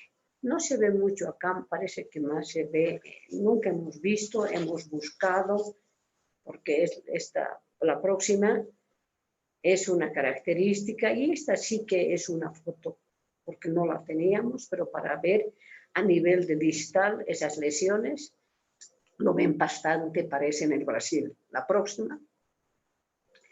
Exantemas de origen desconocido. Dentro de los exantemas de origen desconocido, los que tenemos que poner hincapié, en primer lugar, el síndrome de Kawasaki, que se presenta en menores de 5 años, más en varones, parece que el origen asiático tiene que ver, y dentro del diagnóstico tenemos que tener uno de estos 5 criterios. Uno, la fiebre, que es una fiebre de más de 39 grados, es continua y durante más de 5 días. Luego existe una inyección conjuntival. Se nota un eritema a nivel de la boca, la faringe está eritematosa, vemos los labios agrietados, Vemos una lengua impresa, roja, y existe linfadenopatía cervical unilateral. El exantema eritematopapuliforme puede presentar con edema en las palmas y la planta de los pies. Existe una descamación que puede estar a nivel de la punta de los dedos y un eczema descamativo se ha visto recientemente a nivel perineal. Las complicaciones son muy graves y pueden llevar a la muerte. Es por eso que es una urgencia el tratar y reconocer este síndrome, enfermedad, ya que produce aneurismas, angina de pecho, infarto de miocardio. Próxima. Ahí va un paciente con conjuntivas hiperémicas. La próxima, nos fijamos su lengua, es una lengua escrotal roja, papilada. Próxima, nos fijamos sus manos, están hinchadas, edematosas. La próxima, los pies hinchados, edematosos. La próxima, nos fijamos en los niños, existe esa depapilación en la parte distal de los dedos. La próxima. Y lo que se está viendo últimamente, un exantema descamativo en la región perineal. La próxima, por favor. Miren el edema en la planta de los pies. La próxima. Bueno, dentro de los exantemas tenemos que tener en mente que tenemos que hacer un algoritmo para llegar a eso. Y como base nos vamos a poner dos cosas. Uno, la fiebre, y luego si vamos a presentar la presencia del exantema. ¿Un exantema presenta fiebre, sí o no? Si no presenta, estamos frente a un eritema infeccioso. ¿Qué pasa? Pero si hay fiebre, tenemos que ver el momento de la fiebre. Si ha sido junto con el exantema o ha sido primero la fiebre y después la presentación del exantema, como es en el exantema súbito. Está 3 días manos con fiebre, empieza el exantema, desaparece la fiebre y el exantema sigue. Luego, tenemos que tener en cuenta, junto con la aparición del exantema, por eso es que he dividido y he tratado de mostrarles, miren, qué clase semiológicamente de lesiones presentes exantema.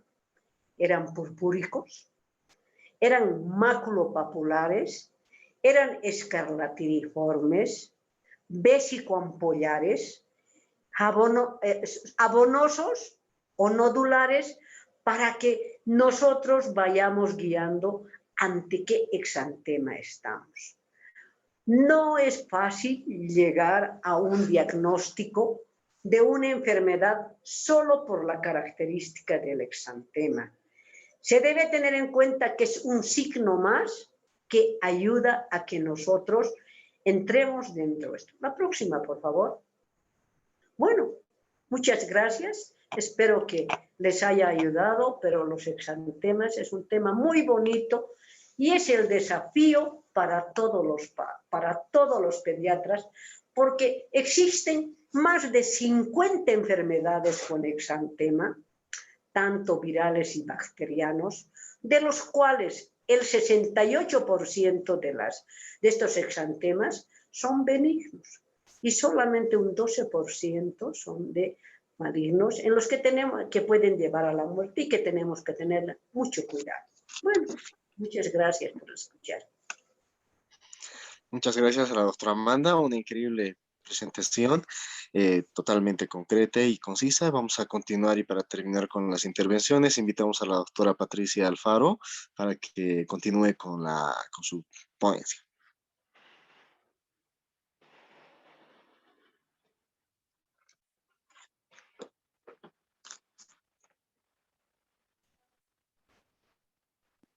Dame, por favor. Buenas noches, muchas gracias por la invitación. Muy agradecida con la doctora Ino Fuentes por haber compartido la fotografía de sus pacientes y muy agradecida también porque hizo un abordaje muy completo de los exantemas en pediatría. Mucho gusto con la doctora Silvia Fuentes y gracias por recordarnos los exantemas virales. Y agradecidos también con el auditorio por su paciencia y por el tiempo que nos están dando. Voy a dar yo un enfoque muy general de cómo abordo un paciente en la consulta de dermatología pediátrica, intentando no repetir lo que ya se ha dado.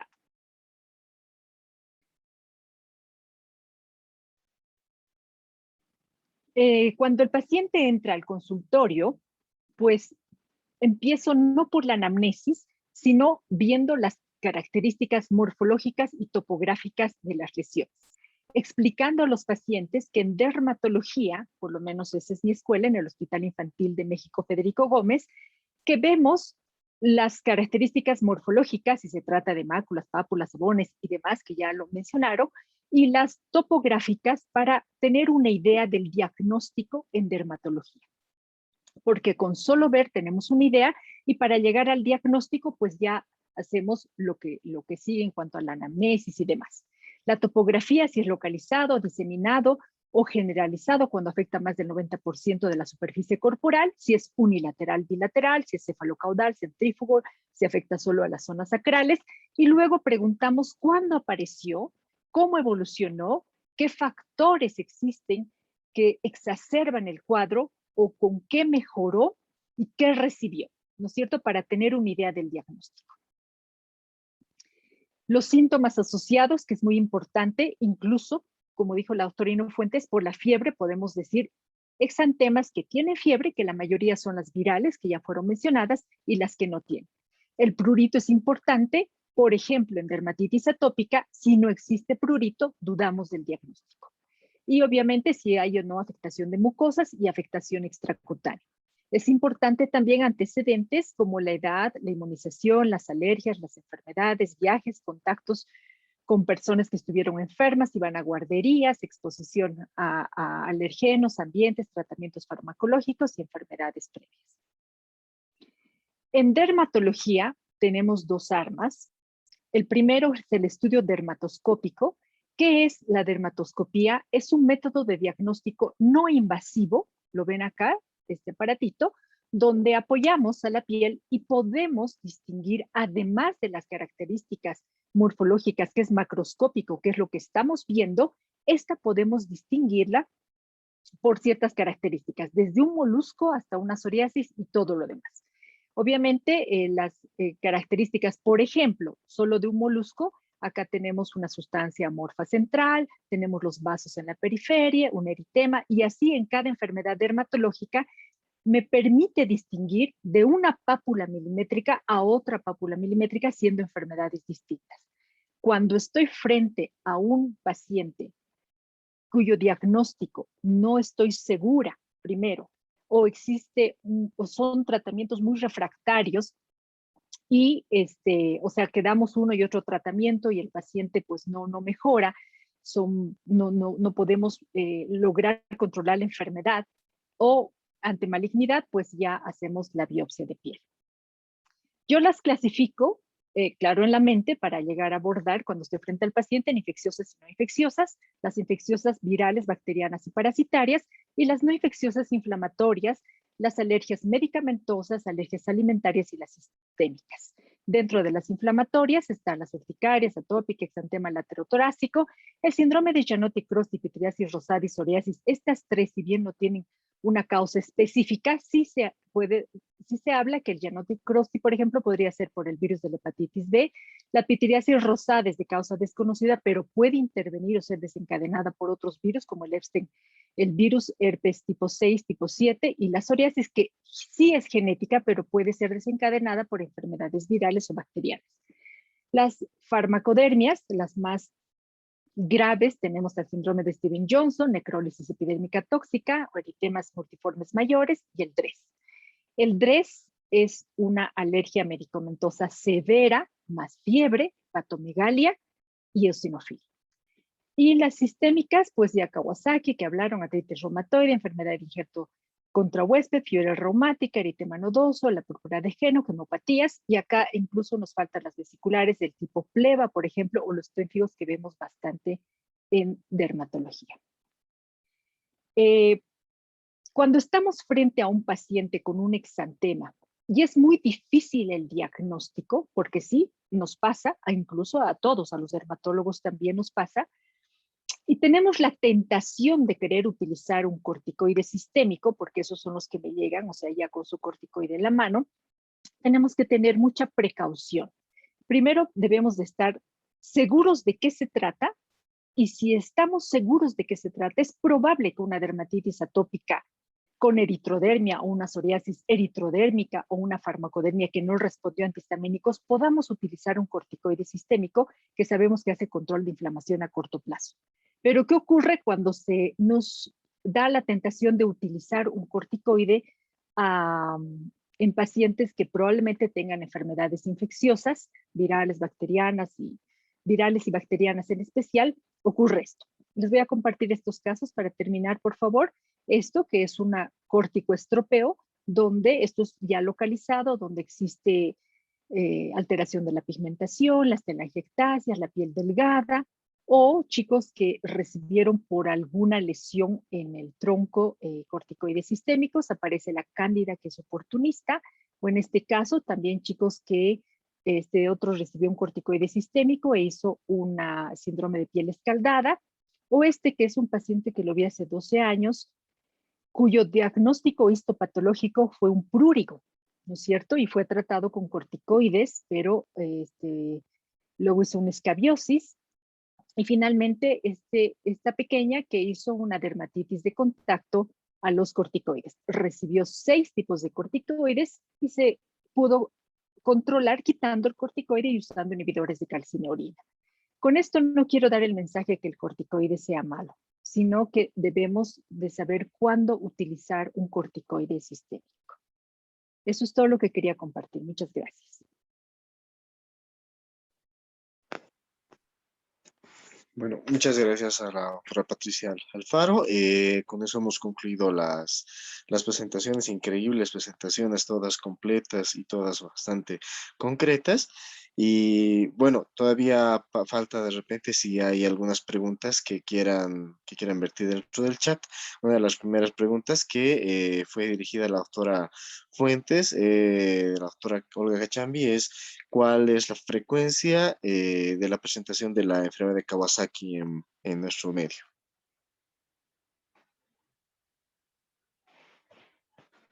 Sí, de repente sí, doctora Fuentes, sí está.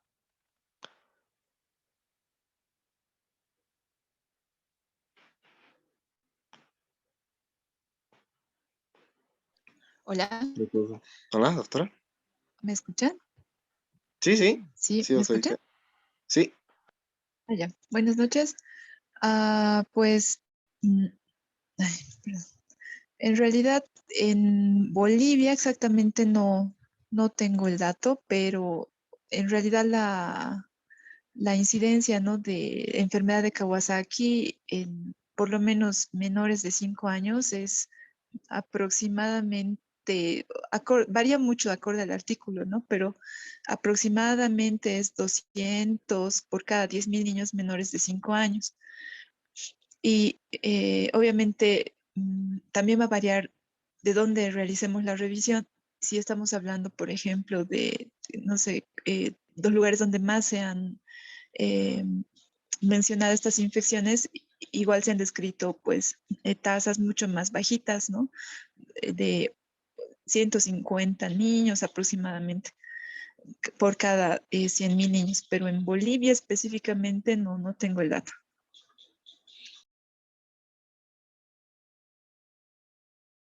muchas gracias, doctora Fuentes. Y bueno, sí, eso para complementar, ¿no? Las excelentes acotaciones o presentaciones en relación a la enfermedad de Kawasaki.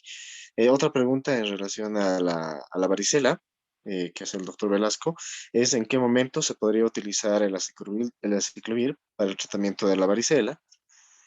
Y sí, la celulitis secundaria de varicela es de cierto grado peligroso, ¿no? ¿Y con qué se hace el tratamiento?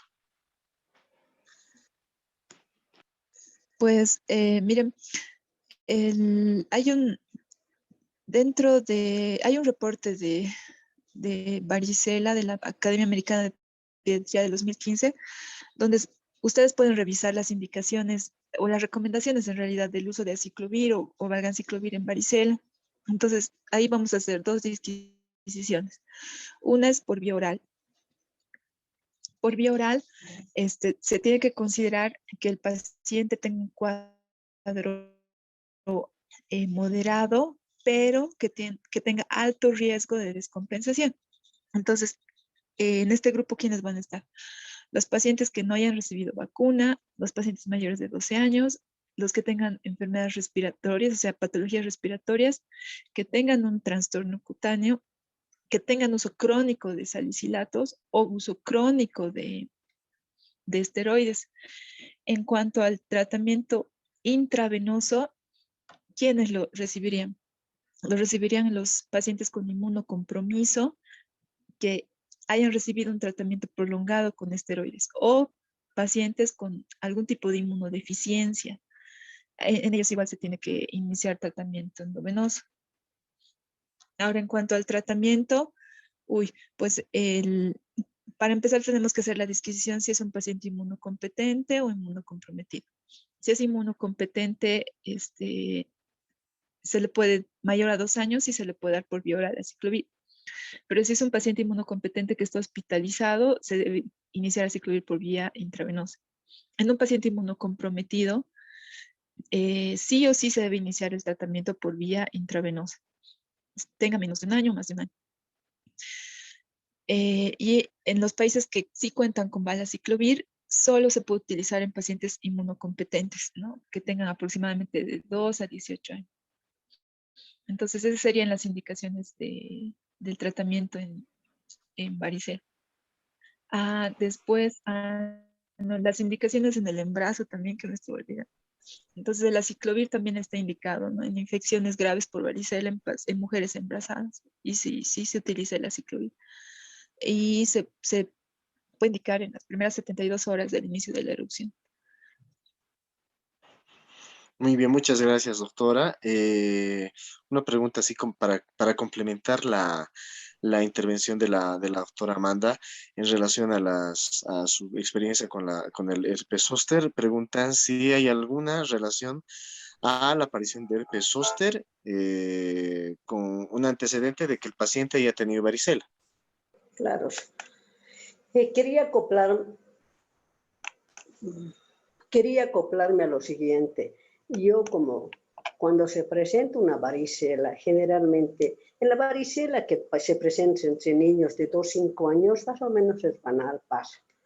Pero la varicela que se presenta en personas mayores de 13 años o 12 adolescentes, en ese es obligatorio hacer el tratamiento con aciclovir, y en los niños menores, en niños de madres que han cursado con varicela. Ese sería mi aporte dentro de la pregunta que le hicieron a la doctora Silvia Fuentes. Muchas gracias, doctora. También una pregunta que de repente puede complementar la intervención de la doctora Patricia Alfaro. Nos preguntan si los corticoides inhalados pueden tener repercusión o expresión con lesiones dérmicas. Muchas gracias por la pregunta.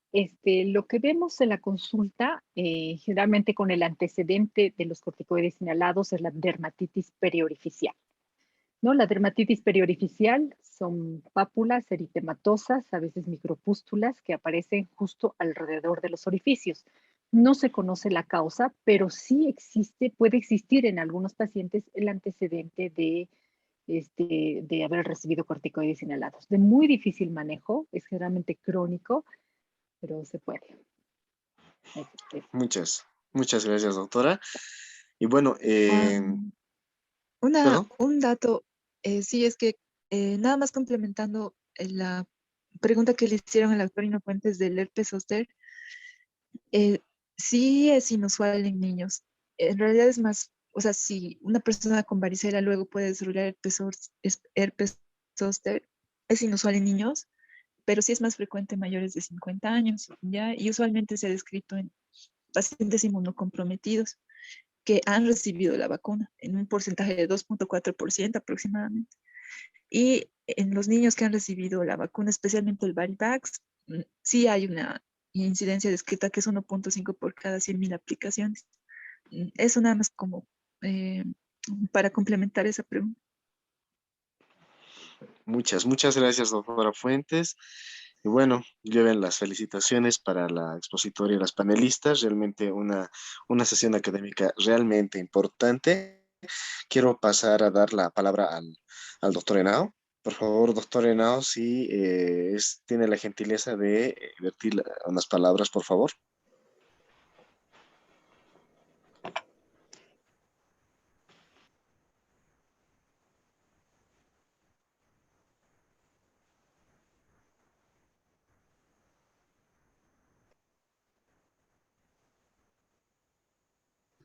Hola, ¿me escucha? Buenas noches. Se escucha muy bien, doctor. Ya, muchas gracias, doctor. Bueno, excelente las presentaciones muy gráficas referente al tema de exantemas en pediatría. No queda más que agradecer a la doctora Amanda Fuentes Burgos, a la doctora Silvia Fuentes y a la doctora Patricia Alfaro Castellón y a todos los asistentes que han podido escuchar esta actualización sobre exantemas en pediatría. Quería referirme a que es nuestro último tema en el módulo de infectología pediátrica y hacer extensivo nuestro agradecimiento como directiva a todos los pediatras y subespecialistas que en todo este tiempo nos han acompañado para elevar el nivel de conocimiento de todos nuestros cursos de educación médica con que hemos hecho. Este es nuestro último curso y esperemos de que, como ustedes saben, están próximas las elecciones de la nueva directiva de la Sociedad Paseña de Registro Nacional de las Bolivianas de Pediatría. Es en el sentido que agradezco nuevamente a todos los panelistas, los que nos han acompañado y a todos nuestros colegas médicos, enfermeras, bioquímicas, estudiantes también que se acoplan a los saberes que nuestros especialistas nos dan. Muchas gracias, doctor, por la palabra y muchas gracias a todos los presentes. Gracias, doctor. Muy buenas noches. A todos, hasta luego. Muchas gracias. Buenas Hasta luego, gracias. Hasta luego, hasta luego. Ven así, adiós. Adiós. Gracias, doctores, por su participación y como Droguería INTI agradecer la confianza que han tenido ustedes con nosotros para que seamos parte de este proceso del curso internacional de educación médica continua en pediatría. Un placer y hasta una próxima oportunidad. Buenas noches.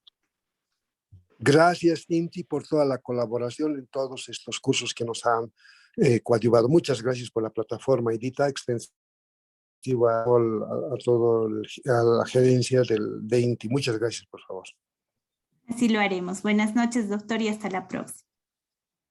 Hasta la próxima.